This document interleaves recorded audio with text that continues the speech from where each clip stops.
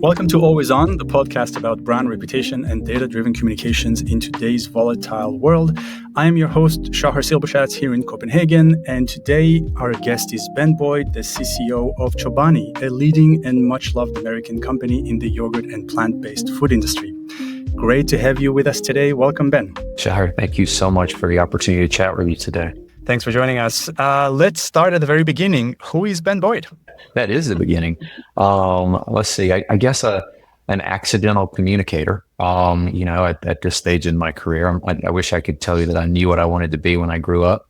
I went to a great liberal arts school here in the States after growing up in a small town in the South, and I decided to be an English major. My father was like, "What are you going to do with that?" And I said, "Dad, if you can't communicate, nothing else matters." I have no idea why that, in hindsight, feels now so prescient in terms of, what I became and what I do. Again, it was not a linear path. I don't think a lot of careers, if we're honest, are necessarily linear. I tend to think about, your career and certainly mine as a series of chapters, right? And those chapters are different in length. They're different in intensity. They're different in lessons learned. They're different in characters. Sometimes we bring those chapters to an end. Sometimes they're brought to an end for us.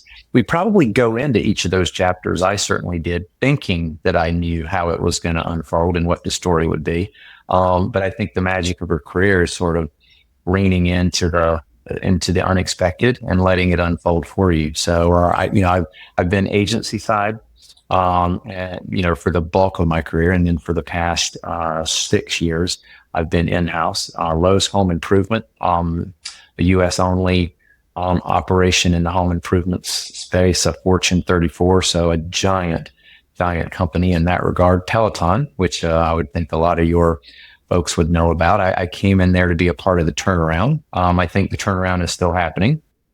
And then my phone rang to join Chobani. The commonality between the three, and I think where I'm incredibly lucky in my career, is all three are brands that I had a personal passion and interest in for various reasons. So I guess that in a nutshell is me and how I got here. Well, that sounds very fortunate to actually be associated with brands that you have a personal connection with. But let's rewind to the very first chapter in this career that you're talking about, the accidental communications career, which is a nice definition. So what got you into the first chapter into the communications field, and how do you feel the field has changed since then? Probably be wrong, Char, to say that the first chapter was communications. I think that what I did was I took a job in our U.S. Congress working for a member, and I was what was known as a special assistant. This was the real first job out of college, which basically meant you did everything from bring coffee to give tours of the Capitol to whatever the member needed. And as I was there over time, my opportunity grew, and I ultimately wrote a few speeches, having been an English major, and at that point, sort of crazy and confident, and in my young career stage, and so sort of found myself doing what are comms things. It's not uncommon in the States for that political background where you're talking about campaign and messaging to then morph into a communications campaign, and that's in essence what happened. More or less, I then found my first agency job at Hill and Knowlton, and so I think what excited me about communications, and I'm going to say the opposite of what you asked me. What I still think is the magic of what we do is how do we take the complex and simplify it and make it accessible to the audiences that matter most for whomever we're working for. Right? Be that a brand like Chobani, a member of a political party, right? A non-governmental organization, an issue advocacy organization.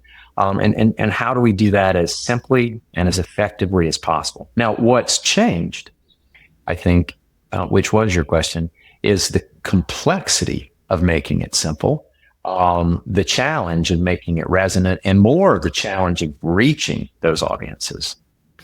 Yeah, and the complexity is part of what's making it more and more challenging today to be in the communications field. And we call this we call this podcast Always On, because we find that communicators and companies today have to constantly be on and be able to react and be able to perform in a very agile way, because the world is moving fast and there's a lot of expectations. How do you find that affecting your role, and how do you find that you and your company are always on? Are you always on? Yeah, I think, as communicators, right, words really matter. So always on, and what that means to me may mean something different than you. That's the starting point. I think I'm forever paying attention.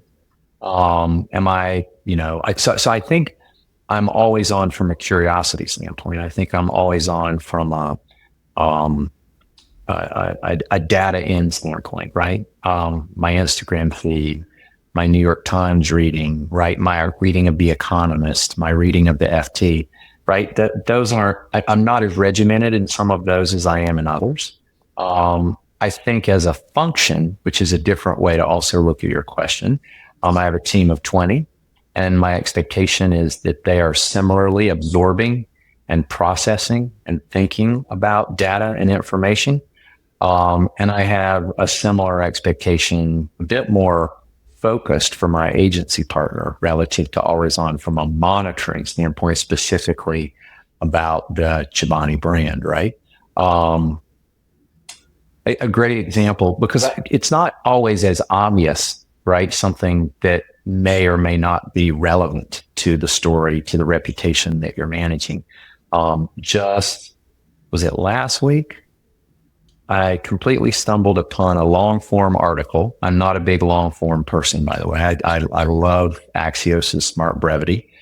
Shout out to that team. I think how they've captured concise, accessible information is pretty unprecedented. I think they've changed a lot of things. So long form is something that it takes a bit for me to get into. But there was an article that I stumbled upon last week in these wormholes that we find ourselves in as we go from story to story about mass deportation in the U.S. and what that could mean for the dairy industry, specifically in southern Idaho. What you and your viewers may not know is the bulk of our raw milk comes from southern Idaho dairy farms. And so I could tell you a lot about what I learned in that, right? Like, for example, if the herd is not milked, those cows become damaged. So you can't just wait to milk them in order to keep the production high. And so, the threat of mass deportation, and then certainly the follow through in mass deportation, becomes a significant business risk for Chobani, for any dairy manufacturer, right? And so that's just an example of, like, I wasn't cited in the article, right? Yogurt wasn't called out in the article. But I think in that sort of curiosity and connecting the dots and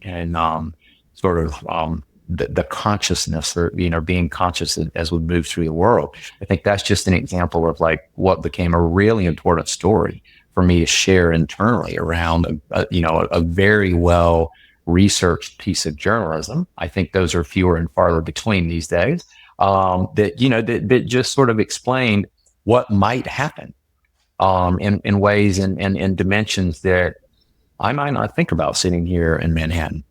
So what are the tools that you use in order to be always on in that way, that you're being alerted to things that matter to you, and that you help build the reputation and the brand? I think, unfortunately, this is just my honest view. We're drowning in tools right now, and I'm really struggling on how to sort them. Everybody says they can do everything, and then that's not what I find. And so it's like, how do I put together the right pieces and parts? And that's a part of what we're going through here from a pure tech stack standpoint, to your question around tools. But that's been frustrating, right? To just try to peel back the layers and the promises and the claims relative to what's the real expertise. It's also just not as efficient as I think it should be, or really from a tech standpoint should be. But that's one angle. I think my number one tool is my own curiosity and my expectation of my team to be curious. Of course, I use Google Alerts, and that, is helpful and useful. I also think that, at times just the algorithms that sometimes drive us crazy can also sometimes feed us, things that are helpful. So I wish I had a really elegant answer to your question about tools. But I think that in this age of AI, which is continuing to impact so much of what we do, so much of the tools the tech tools that we're talking about. I tend to be, this could be a generational thing. I tend to rely on my human tools of my team. And I have an expectation that from their vantage points, right? So I have folks who are first job out of college, to someone on my team who's been here a decade and is a little bit older than myself. So my thesis is across this team of 20, we're all reading and consuming different outlets. We're on different social platforms. We're running in different circles. We have different beliefs. This is where diversity becomes so important, right? My job is not to question those perspectives or where they live. My job is to say, hey, when you're on this team, I'm looking to you to constantly infuse what you're hearing, what you're learning, what you're seeing, right? So that collectively we're smarter than just what I'm seeing. But what data points do you use? Because I imagine when you have this overview that you need to keep track of the whole time, I imagine that you have certain data points that you say, these are the data points we really want to keep our eyes on. What are your key indicators or key data points that you look at? Well, we do have some social listening tools that's a part of our customer care platform, right? So we want to understand if we had issues as it relates to quality or anything along that lines, being a consumer packaged goods company. So I think in that sense, Sprinkler plays a role just specifically on the platform that we use there from a listening standpoint. I say more than not, we're happy with what we get there. I think, sometimes it's also, having been agency side, right? It's like, are we giving the right care and feeding? Because these aren't just flip the switch platforms. Right. I think this is only a 20-year-old company that only started selling products 15 years ago.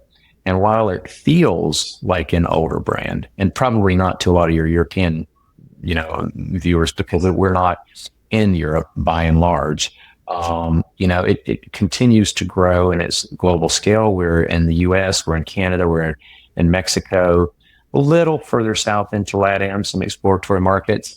Australia, a manufacturing facility and a big market for us. And from that Australia facility, some, test markets into Southeast Asia. But because if I know the quality of the product is great, I'm mostly looking at brand awareness, brand recall, household penetration, repeat purchase, right? And so I do that sort of in lockstep with our marketing team, and we look at those metrics probably on a quarterly basis. In the way that we field, I think, certainly from my time at Peloton, you need longer lines to really understand momentary blips. And so I think this business is probably a little less episodic than that. But that's sort of the key measures that we track. We're currently not a heavy metric based company. Building stronger global analytics will be a real important part of the remit of our next CMO. We're currently filling that role, and that'll be done in partnership.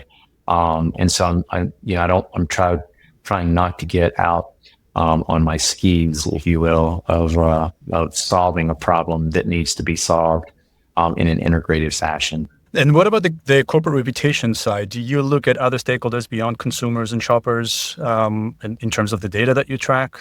Not in terms of data. Again, I think we're trying to build some baselines. I did not walk into a company that had strong reputation tracking. We certainly looked at that more at Lowe's when I was there, and certainly more at Peloton when I was there, in terms of, really metric-based and data-driven enterprises. That's a rigor that I think we're trying to. There's a little bit of at a 20-year-old company, right, of trying to grow up and do that in ways that is not learning the lessons. That's part of why I'm here, right? Is I've learned some lessons before. So now how do I bring those lessons to bear? I think that's how you can go through a complete transformation in 6 months of a functional team, right? And so I think that we also have a pretty remarkable founder CEO. And so there is the rhetorical question that we all have dealt with, right? Is the CEO the brand? What's the interplay between the two? I think his story, his reputation, and his profile certainly, creates and accrues value to the consumer brand in terms of reasons to believe and differentiation, right?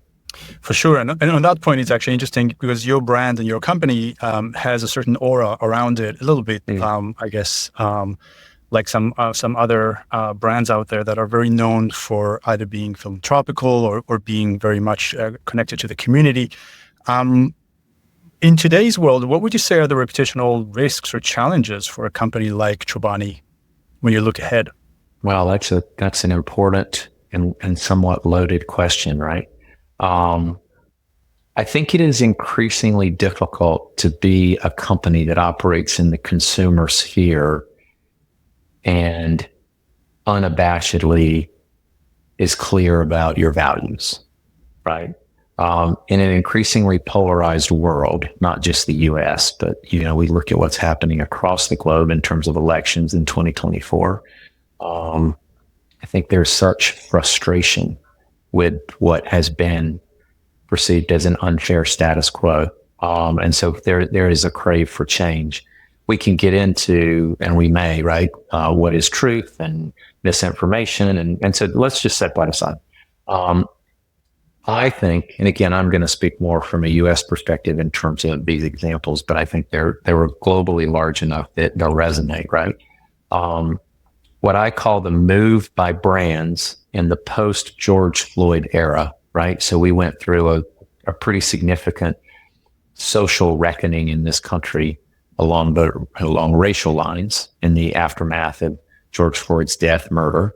And a lot of companies, I think, found it easy to move into and embrace their diversity, equity, inclusion, right? I believe in hindsight, and we tend to talk about these things only in the current. I believe in hindsight that that was a market move. That was huge, easier to do because the cultural zeitgeist was there, right? Because of the outrage around what had happened. And so companies, in some cases, rushed to say, oh, I'm for this. I'm going to have a chief diversity officer, right? And again, I think those weren't authentic values-based moves. I believe that a lot of those were commercial moves. So I think that the question today in this country around the number of companies, the number of brands that have walked that back, we're no longer doing that. We're not going to have this role. We're not going to have these metrics. We're not going to have these employee resource groups. Is exactly the same. And so I've worked for 3 brands now, very different in their view of their role in society. And, one of those brands was extremely clear on the prioritization of profit at all costs. So if your goal is to maximize the cash register, right, to maximize sales, then values, I don't really think values has a big role to play in your commercial operation. Internally, maybe. I don't know that I've seen it because I don't know how you live that with deep conviction internally and not have that resonate externally. So I think the answer to your question is, without question, just living your values creates reputational risk, right? The belief in diversity, the belief in the value of refugees as, employees who bring tremendous value to the enterprise, right? And the belief that once a refugee gets a job, they're no longer a refugee. They're a citizen who contribute and embed into the fabric of their community. And so there can and probably will be a lot more said about this company and its commitment to those things that it believes in. And for some people, that will be a deal breaker in the same way that for Patagonia, certain people won't buy their product. Certain people will. And I think that the companies that are moving inauthentically around these societal conversations, right? They're going to struggle the most because they're going to be pulled back and forth as opposed to going in their direction. And if you go in your direction, then I think you're prepared for the blows that you will inevitably take, right? The things that are said about you, the potential boycotts, and you will go into those with resilience, believing, that what you did was for good reason, and with merit. So what you're talking about is a little bit what we sometimes refer to here in Europe as the woke backlash in America, right? Because I guess a lot of people see you as a woke brand. I don't know if you see it that way, but at the end of the day, as you say, there is an issue of a lot of movement against some of the things that have happened over the last few years, which puts you at the forefront and maybe exposes you as a company more than in the past. So you're saying that one of the ways to handle that, if I hear you correctly, is that you're basically staying true to your values and staying authentic and not veering left and right based on what people want. Are there other steps that you take in order to guard against those risks when it comes to the reputation of the company? I think you're getting to what I think is a core responsibility of the chief communications officer, right? I think it is our job to ensure that before the steps are taken, that we're putting out there for the leadership team the possibility of what can happen, right? From a reputation standpoint, from a public reaction standpoint. You're never right. You're never 100% right. Sometimes you're just not right. But I believe it is our job to be a little bit of the conscience of the organization. And I mean that more from the, when I think about the decision, think about some of the hardest decisions, ethical decisions that you've made in your life, not the easy ones, not the slam dunks, but the ones that were like, really about your values, right? You had a little, source of question and intrigue on this shoulder and a counterbalance on this shoulder. And, I think the chief comms officer has to be both. Be really easy to say, oh, do this. Look at how great this is, right? That's a part of it. Here's the upside. Let's do that as agnostically as possible, devoid of emotion, right? But also, it is our responsibility to point out the downside in terms of what could be the ramification of that commitment, of that decision, of that proclamation, of that endorsement. So look, I don't think comms, by and large, from a business strategy standpoint, it is a decision-making function. I think comms is a decision-informing function. And I think strategic decisions taken without communications input and provocations is probably not the most informed decision that it could be. So would you say in that context that the CCO role has evolved in the sense that the perspective of the CCO now is more integral to business decision making than it was, let's say, 10, 20 years ago, because of all of these issues that are coming to the fore, which are issues of potential impact on the company's reputation, social issues, political issues, geopolitical issues as well. Would you say in that sense that you see the CCO's role being very different today from what it was in the past when you started out? You're asking a CCO, right? So I absolutely do. I think the real question and how it manifests in the business environment is, does the CEO believe that? Does the CEO accept that greater complexity?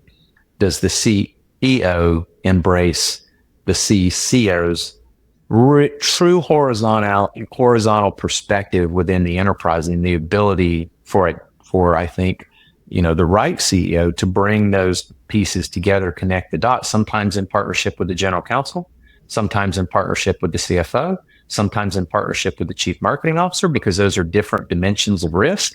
But if the CEO doesn't create that empowerment, doesn't embrace that role, and that can be a really difficult role that requires a great deal of courage. And at times you're like, am I walking into a shredder, right? And this is going to be my last meeting here.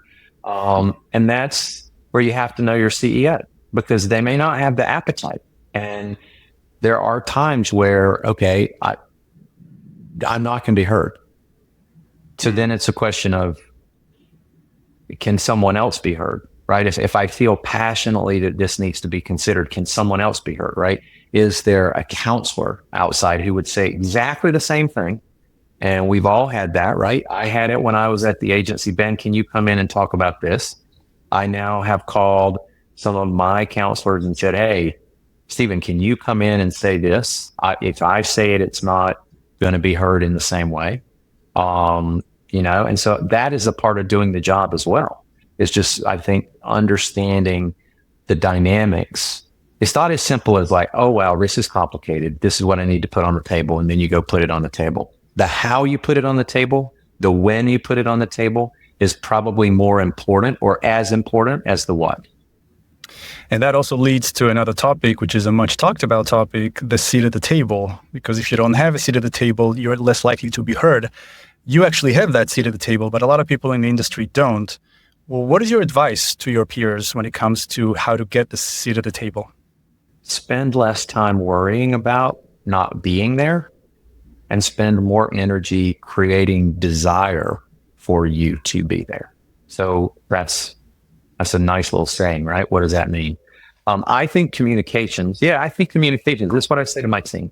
I have one thing that is the only commonality across every single place I've worked over my entire career is the somewhat dysfunctional nature of how processes don't exist or aren't followed or, fill in the blank, right? So when you're working on big, complex things, and a lot of things today are just more complex based on what we're talking about and the way the world is moving. I think communications has that horizontal perspective. So I believe, and I expect my team to be what I call the convener. I don't wait on someone to convene the cross-functional table. I convene the cross-functional table, not to own it, not to decide, but to be the facilitator. And as my motivations, if my colleagues know that my motivation is to facilitate thoughtful, honest collaboration and partnership for the best possible outcome, they're going to come to that table. If they think it's about ceding power and I want to be more important, they're not, right? So be clear and be honest about your ambitions for setting that table.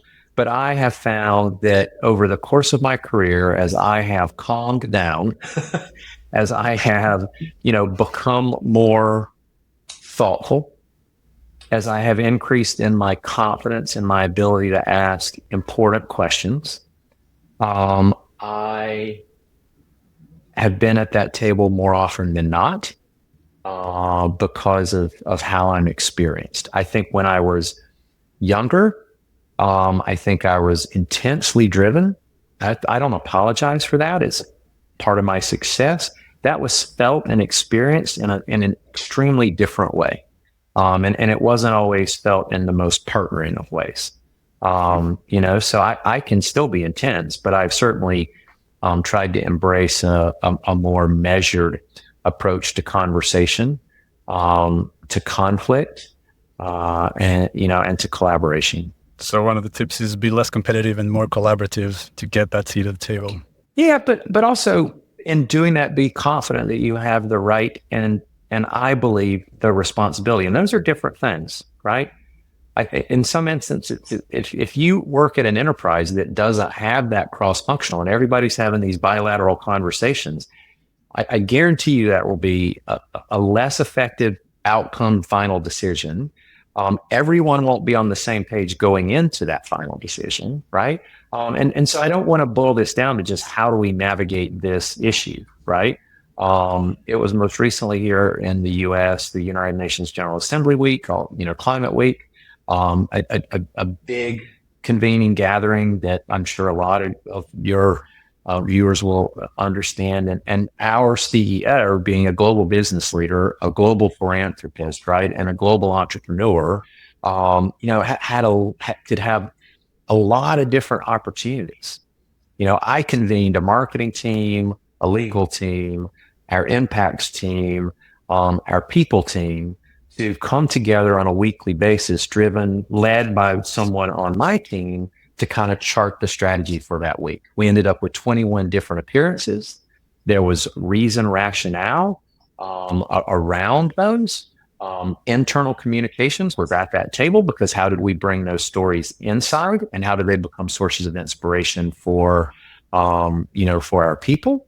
And so I think it's should become more of a best practice for how comms can help facilitate better programmatic execution within the enterprise, where comms has a central role to play. That's interesting, and to me, that also touches on the multi-stakeholder dimension of corporate communications today. And you obviously work in a B2C industry. You're in the food industry and talking and listening probably most to consumers, but also your role encompasses a lot of other stakeholders that have an impact on your company, and that also is what makes your voice different inside the company, because, as you said, you represent a lot of different dimensions. How do you see that multi-stakeholder environment in your case? What are the stakeholders that you care about beyond the consumers, and how do you engage them? Strengthening the way that we think about and talk about stakeholders here is sort of front and center for me right now, strategically as a function, right? I think that, what folks may not realize is, and I'm not sure if there's a parallel in European markets. In the US, we have a profession called registered dietitians, RDs, right? They work within the healthcare environment, within the healthcare industry, but they're the most trusted source of information about nutrition. They're also the most quoted source of insights by media, right? So over the past 3 months, we've started an initiative to really engage those registered dietitians, to just share the insights that we have around the food science that we use every single day, which enables us to have, no preservatives, no artificial colors, flavors, right? Less sugar, higher fiber in the product that we put on the shelf. And so there's commercial interest in that, right? But again, I think it's based first and foremost, there's a legitimacy to our claim. There's science behind that. And so I think mapping stakeholders is really, really critical. Our public affairs team, which is a part of our impact function, very clear on a couple of different things, right? Our local communities, where we're deeply entrenched and committed, right? So that's upstate, sort of near the Canadian border in upstate New York is where our original plant was. Then we have a plant in the western part of the U.S. in southern Idaho called Twin Falls. We have our La Colombe brand, which we purchased about a year ago, which is a boutique coffee brand here in the States. That's based out of Philadelphia, and their manufacturing facility is in Michigan. And so, that's those city, county, state, and national elected officials become very, very important from a stakeholder engagement standpoint, right?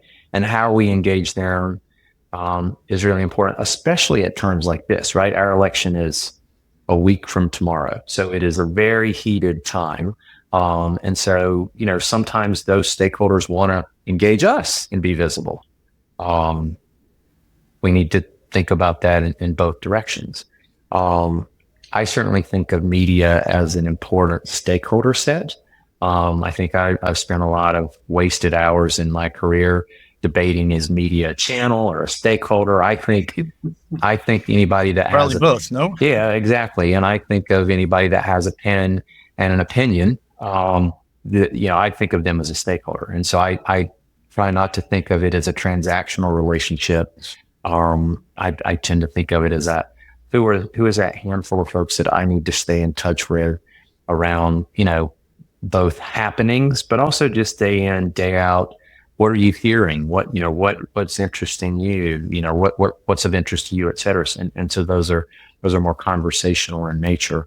I don't think currently we have. I think that again, this was a belief when I was agency side. And certainly some companies probably do, right? A very thoughtful stakeholder map with, matrix and, who's responsible. I haven't seen that with the rigor in-house that I assumed existed when I was agency side. Meaning holistically. I certainly think what we're doing right now with registered dietitians is strategic, is purposeful, is intentional, and is planned. I think then we need to lay on that physical fitness trainers because they're another source of information, et cetera. So I think you can build this out over time. I think that's sort of where we are on this learning curve and this engagement curve around building and deepening our stakeholder relationships. Right. And I guess alongside that, probably you'll also be accumulating more data points on all of these stakeholders. You can have a broader view. Absolutely. I mean, I think our first, we went to a trade show, or a gathering of these registered dietitians, and that was the first conversation we'd had, with them. And so we had a booth, we had product giveaway, we were available, we were clear on our desire to build a network of them. We had a way for them to hear from us. I don't think we didn't go into that first engagement without a plan, right? So now we'll have a quarterly communication. We will research. We'll ask them their opinions and some structured research. We'll share that back to them freely on this is what we heard from you, and this is the dissonance with what we're hearing, with the American consumer. It can't be transactional to be effective. What about this trend of companies and CEOs being vocal on social and political issues? You mentioned that obviously you have a company brand that's tightly associated with the CEO brand. How do you decide in terms of giving advice to your CEO, for example? How do you decide what topics you should weigh in on and what not, and how and when? In a way, I think, Shahar, you asked two questions, right? Which is what the brand should weigh in on and what the CEO should weigh in on. If the CEO is of the mindset that their brand and voice is different and distinct. Now, that's a third question. Do we believe in today's world that it can be? My job, first and foremost, is the brand voice. So I have developed a process. I actually believe process is not a bad word. And so we have a scorecard. We have a small team of half a dozen people, including our chief people officer, our chief legal officer, and a few, myself as the quarterback and as the facilitator of this process. When an issue arises, and we ask our employee resource groups to sort of be on the front lines of like flagging things that may happen that engage and concern their communities. That's a great safety net. It's not their responsibility to find it, but it's just a way to bring employees into the process. When we have that instance, we deploy that scorecard and get a baseline of folks' perspective across 9 questions as it relates to the issue at hand.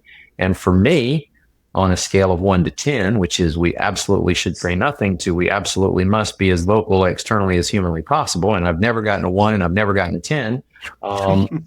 It gives me a center of gravity for how these senior leaders from very different perspectives are leaning into, this question. If you have a diverse leadership team, you probably also have diversity of representation. So it's not just a regal opinion, but it could be the regal opinion of a Latino woman, right? By way of example. So all of that comes into. There's not rocket science. There's not great wizardry behind these 9 questions. They're more directional in nature. If my average is a 7, which would lean towards engagement, and I have a couple of 2s and 3s, my job is to call them and understand the dissonance, right? Then we bring that group together, and that group ultimately convenes around a recommendation to the CEO as it relates to the brand voice. That's quite structured, by the way. In terms of what I hear, that's a good process. Yeah, I think it's meant to be directional, not diagnostic, right? And so I guess it's meant to tap into a certain collective wisdom, right? Because as you say, there's diversity of voices that you need to hear before you make a judgment on that. Yeah, quickly as well, right? So the scorecard has to be completed within 12 hours of getting it. And if you're not here, we know who your designee is, right? So we try to make sure that table is consistent every time.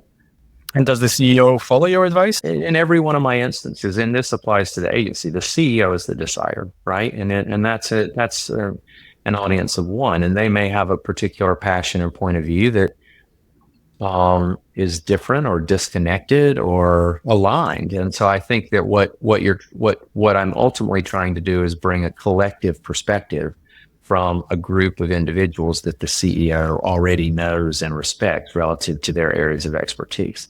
So that I think it is a decision informing process, not a decision making process. The CEO for the brand voice and the CEO for their own voice, I think ultimately are going to decide. And those debates are different every single time. I mean, I think the level of intensity, the level of belief, the level of nuance, every single time is different. And I'm sure they're also more and more frequent. Yeah, and I think it's rare that you get it 100% right. Meaning, you're probably going to disappoint someone, right? Either because you said something and they wish you hadn't, and they don't understand why you did, or you opt to not say something, and then that is, well, why? Why did you need to weigh in on this matter? My last question to you is, so we covered a lot of grounds and talked about being always on. And by the way, this process also sounds like a component of the always on nature of your function. How do you switch off? My husband and I are extremely fortunate. We have a farm, I guess you would call it, about 2 hours due north of the city. And so I go and put my hands in the dirt and I ride on my tractor, and I do a lot of things that you probably wouldn't think that a guy who lives in Manhattan does. And I find that, just being out in nature and in the ground, quite literally, to be extremely cathartic, and to be the most important way that I can personally, both emotionally, physically, and to a degree spiritually, like find a break, right? And so I really protect that. I really protect that time. That sounds great. Ben, it's been a real pleasure having you. Thank you so much for sharing your time with us and your wisdom. Very happy to have your perspective on all of these issues. So thanks again. Thank you so much, Shahar. I really enjoyed it.